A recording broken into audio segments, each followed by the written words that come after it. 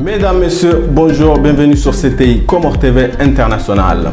Aujourd'hui, nous avons l'honneur et l'immense plaisir de recevoir M. Haïdari Nasruddin dans l'émission En tête-à-tête. Il a fait ses armes à Sciences Po Aix-en-Provence, enseigné lui dans le N7 avec Patrick Menouchi, président du CRAN PACA, un des plus grands défenseurs de la cause comorienne dans la cité phocéenne. Aujourd'hui, il veut nous parler de son alliance au président colonel Imam Azali Assoumani. Ne perdons plus de temps, rejoignons notre invité.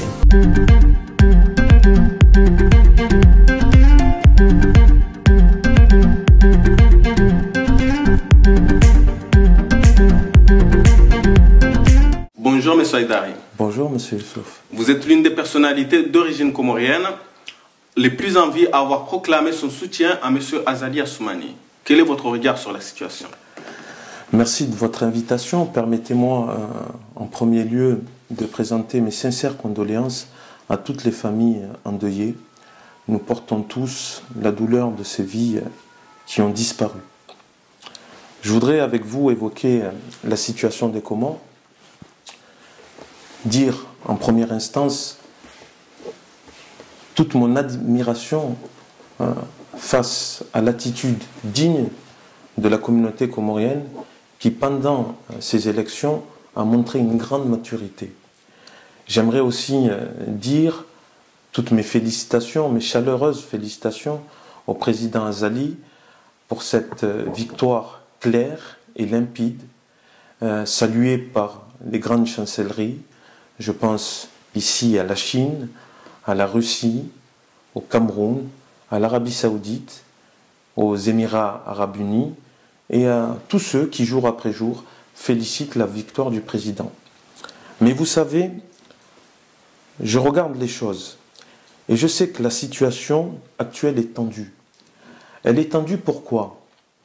Parce que nous sommes dans une période post-électorale où l'opposition n'a pas accepté sa défaite.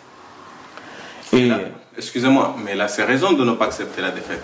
Vous savez, je comprendrais si, par exemple, l'opposition avait dit « Je ne participe pas à ce simulacre de démocratie parce qu'il n'y a pas toutes les données ou il n'y a pas des garanties suffisantes. » Mais ce n'est pas ce qu'a fait l'opposition. L'opposition a participé au jeu. C'est-à-dire qu'elle a dit que l'opposition a dit qu'il y avait toutes les garanties suffisantes pour participer à cette élection. Mais face à l'échec cuisant, parce que c'est un échec cuisant de l'opposition, une opposition quand même qui est faible et qui est problématique pour le pays, elle n'a pas accepté cette défaite et elle a créé les conditions de déstabilisation des Comores, de séparatisme, et je pense que c'est une faute grave. Mais c'est normal, parce que pendant les élections, il y a eu des contestations sur les résultats, sur certains bureaux de vote. Oui, tout à fait. Et vous savez, il y avait aux Comores 3 instances internationales pour venir et contrôler les votes. Je dis au passage que pour la première fois, les Comoriens ont fait une élection de A à Z et ont organisé une élection sans l'aide de personne. C'est un acte de souveraineté et de démocratie manifeste. Et ça, j'aimerais que certaines personnes qui nous écoutent le comprennent. Deuxièmement, j'aimerais vous dire que j'ai lu aussi les réserves de l'UA, de l'Union africaine. Mais j'ai lu aussi le satisfecit des autres organisations, des autres observateurs internationaux qui sont venus et qui ont dit que l'élection s'est globalement bien passée. Mais oui, il y a eu des couacs. Et ces couacs-là, M. Youssouf, ces élections-là ont été validées par la Cour suprême. Une Cour suprême qui a manifestement dit ce que dit ou ce qu'a dit l'Union africaine. Elle a dit qu'il y a eu des couacs. Elle a fait une chose, elle est allée plus loin. Elle a éliminé 90 bureaux de vote, soit plus de 15 000 voix, pour annoncer les résultats officiels. Donc, bien sûr, il y a eu des couacs. il y a eu des contestations, mais les contestations ont été constatées par la Cour suprême, rectifiées et puis validées. Et vous savez, après une élection, on ne fait pas une seconde élection. Excusez-moi.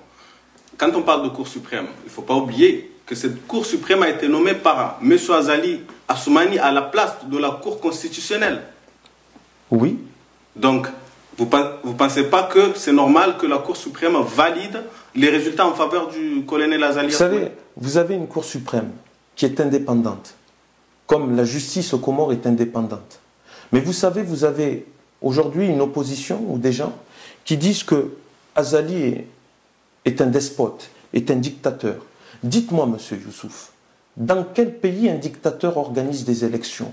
Dans quel pays un dictateur laisse l'opposition s'exprimer comme elle le souhaite? Dans quel pays un dictateur laisse venir contrôler dans son propre pays des observateurs internationaux pour valider ou pas la bonne marche d'une élection? Mais Azali n'est pas un dictateur, c'est un grand démocrate.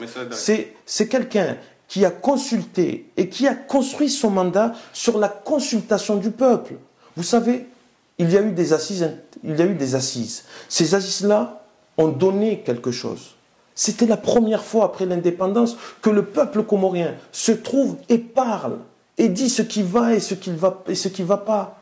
Après les assises, il y a eu des actes. Et je pense que la grande victoire d'Azali, c'est que tout le monde demande un bilan en 2 ans. Mais personne en France ne demanderait un bilan à Macron en 2 ans.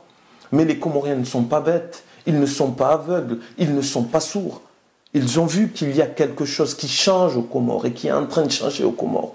On est en train de mettre des gens compétents là où il faut. On est en train de faire des choses qui n'ont jamais été faites. Je sais que certaines personnes me diront que c'est insuffisant. Le président lui-même dit que c'est insuffisant et qu'il faut encore travailler pour le bonheur des Comoriens. Mais vous voyez, face au défi immense que ce petit pays que nous aimons tant doit faire face, vous avez une position qui, suite aux élections, crée un Conseil national de trahison. Monsieur Haïdari, sans revenir un peu sur le sujet, mais vous m'avez parlé qu'on est en démocratie. Oui. Mais certaines personnes, ce n'est pas les retours qu'on a par rapport au dit de certaines personnes. Pensez-vous vraiment que nous soyons en démocratie alors que M. Azali, vous nous parlez qu'il a organisé des élections, mais sans oublier qu'il a mis toutes les instances de son côté? Vous savez, l'opposition pense que tout ce qui se fait aux Comores est régi par un seul homme. Azali aujourd'hui est la Cour institutionnelle, la Cour suprême. Azali est la police, Azali est la justice, Azali est tout. Mais ça, ce n'est pas vrai. C'est parce qu'ils n'ont rien. Et c'est parce qu'ils n'arrivent pas à parler au peuple que ces gens-là gesticulent. Mais vous voyez, Monsieur Youssouf, vous êtes quand même un fin observateur de ce qui se passe. Vous voyez l'Algérie. Quand le peuple n'est pas satisfait de ce qui se passe, il se lève massivement pour dire que nous ne sommes pas d'accord. Là, il y a eu une élection. Il y a eu quand même une réponse qui est massive de la population comorienne, qui a dit que nous sommes avec Azali parce que nous sommes avec un projet, nous sommes avec une ambition et nous sommes avec une vision. Et n'oublions pas, parce que l'opposition essaye des fois de venir nous chercher sur des petites choses. Azali a réuni 25 partis politiques. Je dis bien 25 partis politiques contre 12 partis politiques qui n'acceptent pas aujourd'hui d'avoir perdu aux élections. Vous parlez du soulèvement du peuple algérien, mais vous oubliez qu'aux Comores, on arrête les personnes. Même les journalistes sont enfermés. Et d'ailleurs, quel est le regard que vous portez sur la situation des journalistes aux Comores actuellement? Vous savez, être journaliste, c'est un métier difficile. Difficile en France, difficile en Europe, difficile dans le monde, et qui plus est, très difficile aussi aux Comores. Moi, je tiens ici à rendre hommage aux journalistes, au travail qu'ils font, surtout aux Comores, dans un pays où la presse n'est pas développée comme il faudrait qu'elle soit, mais c'est vraiment une passion, c'est vraiment des gens passionnés. Beaucoup de gens disent que la presse est muselée. C'est faux. C'est faux. Et je pense aux dernières déclarations du président de l'Union des Comores, Azali Assoumani, qui a dit sa préoccupation face aux journalistes. Mais il ne faut pas confondre la liberté d'expression avec la volonté de vouloir soulever le peuple. Vous savez, après ces élections, il y a un quotidien aux Comores qui a titré « La guerre commence », alors que nous étions dans une situation où il y a eu une tentative de coup d'État institutionnel. Ce n'était pas responsable. Après, je vais vous dire, et je vais être net sur cette question-là, je suis contre toutes les arrestations arbitraires. Mais qu'on me démontre qu'il y a aux Comores des arrestations arbitraires, il y a des gens qui sont arrêtés et qui sont aussi relâchés si les preuves ne sont pas suffisantes. Quant au cas d'Abdallah Agua, c'est un journaliste que je respecte. Si il a été aujourd'hui enfermé ou mis sous silence, s'il y a des preuves qu'il a fomenté quelque chose, il doit être maintenu dans il est relâché actuellement, mais il a été arrêté pendant les élections. Si il a été relâché, c'est que l'on a considéré qu'il n'y avait pas de preuves. Et vous donc, voyez, il a quand même été arrêté. Il n'y a pas d'arrestation arbitraire. Monsieur Haïdari, excusez-moi, mais n'oubliez pas qu'on l'a muselé durant les élections. Je suis contre le fait de museler qui que ce soit aux Comores ou en France. Je suis pour la liberté totale de la presse lorsque la presse est responsable et lorsqu'elle amène à une critique constructive. On va revenir un peu dans la diaspora. Oui. Que pensez-vous de certaines manifestations organisées par certaines personnalités de la diaspora? Vous savez, on est en France. Moi, j'estime que le droit de manifester est un droit sacré et que chacun d'entre nous a le droit de dire ce qu'il a à dire sur la situation. La seule chose que je dis, c'est, vous savez, Camus nous disait dans une célèbre phrase que mal nommer les choses, s'ajoutait du malheur au monde. Et j'aurais aimé que la critique soit sérieuse, mais qu'elle ne soit pas une critique pas sérieuse en fait. C'est une critique qui est de bas étage. On accuse, il y a de fausses accusations, il y a aujourd'hui une mise sous tension de la communauté, de la diaspora comorienne, qui n'a pas vraiment, à mes yeux, de sens en France. Vous savez, il y a eu des élections et vous avez vu que le candidat Azali n'est pas venu en France. Il a concentré toutes ses forces à parler à la communauté comorienne des Comores. Ce n'est pas par mépris de la diaspora, mais c'est qu'il voulait parler à ceux et celles qui, aujourd'hui, vivent les réformes d'Azali Assoumani. Monsieur Haïdari, reconnaissez-vous le CNT?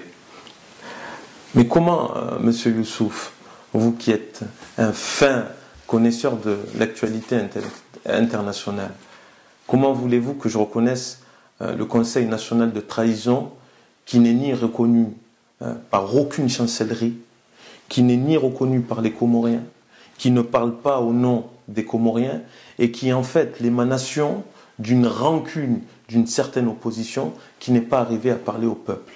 Vous savez, ce CNT, c'est la volonté de créer une diplomatie parallèle. Mais pourquoi? Les Comoriens se sont exprimés. Ils ont dit qu'ils étaient pour le projet d'Azali Assoumani. Vous savez, la démocratie, ce n'est pas sens unique. Quand on gagne, on gagne. Quand on perd, il faut aussi l'accepter. Et M. Haïdari, quel est le rôle de la mouvance en France? La mouvance, c'est un relais de la politique faite par Azali Assoumani aux Comores, mais je pense que nous étions dans une phase électorale, donc elle avait pour mission de mobiliser, d'ailleurs ici, une certaine diaspora pour aujourd'hui parler aux Comores, parce que vous savez que les liens de la diaspora et des Comores sont des liens qui sont forts. Mais je pense qu'aujourd'hui, nous sommes dans une autre étape et nous allons créer un observatoire de la diaspora comorienne pour pouvoir discuter constamment avec les instances aux Comores. Je pense que nous avons besoin ici en France de parler régulièrement de ce qui se passe aux Comores et d'apaiser aussi les tensions. Moi, je ne suis pas pour la tension permanente, je suis pour qu'il y ait, bien sûr, des divergences. Vous savez, faire de la politique, c'est parler différemment, c'est voir différemment, et c'est aussi donner des solutions différentes. Mais que l'on n'aille pas dans le chemin de la caricature, de l'insulte et de la séparation. L'une des plus grandes forces de cette communauté, c'est l'union. Pensez-vous qu'on donne les moyens à la mouvance pour agir? Parce que bon, je vais m'expliquer pourquoi. J'ai regardé tous les candidats aux élections. Certains ont fait des meetings à Marseille et je n'ai pas vu de meeting du président Azali Assoumani. Donc, est-ce qu'on donne les moyens à la mouvance pour agir en France? Vous savez, comme je vous ai dit, il y avait deux stratégies. Ces stratégies étaient différentes et elles étaient pleinement assumées. Notre stratégie, elle a été de parler aux Comoriens, aux Comores, et de relayer ce qui se passe là-bas. Et ceux qui venaient en France faire des meetings, vous savez, je n'ai jamais compris pourquoi les gens venaient à Marseille ou à Paris ou à Lyon faire des meetings, alors qu'il faut d'abord s'adresser aux Comoriens. Mais je pense que l'opposition savait qu'elle était incapable de parler aux Comoriens, aux Comores, alors elle venait ici, elle essayait de parler à la diaspora comorienne. Dernière question, M. Haïdari. Lorsque vous rencontrerez M. Azali, quel sera votre message? Quand je rencontrerai l'actuel président de l'Union des Comores, premièrement, je le féliciterai de vive voix, et deuxièmement, je lui dirai de travailler de plus en plus avec la diaspora et avec des éléments de la diaspora comorienne. Vous savez, plusieurs secteurs sont à développer. Le secteur économique, c'est un secteur qu'il va falloir booster entre les Comores et la France, et d'autres aussi pays de l'Union européenne. Mais il va falloir aussi booster le secteur culturel. Je pense à la préservation de la langue comorienne. Il ne faut pas que cette langue-là se perde. Et on constate que malheureusement, les jeunes générations perdent de plus en plus la langue comorienne. Je pense aussi qu'il y a un défi qui est un grand défi, le défi religieux, la formation de nos imams. Je pense qu'il y a énormément d'imams très bien formés aux Comores et qui peuvent apporter aussi en France une vision particulière, un apaisement social. Vous savez, l'islam comorien est connu pour être un islam de paix, un islam responsable, et il faut de plus en plus d'hommes et de femmes formés. Et je pense que vous voyez cette relation entre les Comores et la France, elle est à construire, et je pense être un de ceux et de celles qui construira ce chemin. Ça sera le mot de la fin. Quant à nous, on se retrouve pour une prochaine émission sur CTI Comores TV International. Je vous remercie, M. Haïdari. Merci, M. Youssouf, pour cette invitation.